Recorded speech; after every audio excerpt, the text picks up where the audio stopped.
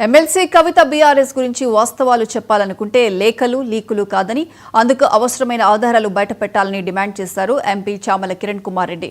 కాంగ్రెస్ కి కవిత అవసరం లేదని, తమకు సమర్థమైన నాయకత్వం ఉందన్నారు. తమ పార్టీలోకి కొత్త వాళ్లు అవసరం లేదని స్పష్టం చేశారు.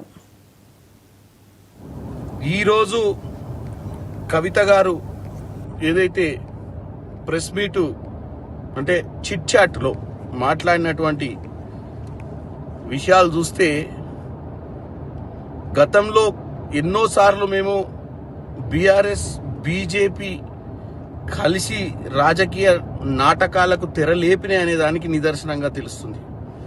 ఎందుకంటే ఆమె తిహార్ జైల్లో ఉన్నప్పుడు బీఆర్ఎస్ పార్టీ మంతనాలు, బీఆర్ఎస్ పార్టీ బీజేపీతో అంటకాగాలన్నటువంటి ఆలోచనను ఆమె వద్దని చెప్పినట్టుగా ఈరోజు ఆమె చెప్పడాన్ని చూస్తే మేము ఊహించిన విధంగానే లిక్కర్ కేసులో కవితను బయట పడేయడానికి బీఆర్ఎస్ పార్టీ బీజేపీకి మద్దతిస్తూ ఈరోజు తెలంగాణ ఆత్మ గౌరవాన్ని తాకట్టు పెట్టినట్టుగా తెలుస్తుంది.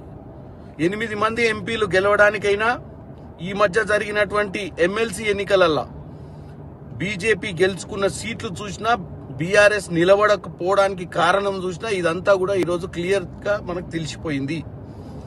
నేను ఒకటే చెప్తున్నా, ఈరోజు కవిత లేపిన నాటకానికి ఇవాళ వాళ్ళ ఇంట్లో ఉన్నటువంటి సమస్యలా, లేకపోతే ఏదైతే కథనాలు ఈరోజు కాంగ్రెస్ పార్టీ వైపు మొగ్గు చూపుతున్నారన్న రేషన్ లబ్ధిదారులకు అనుకూలంగా ఏపీ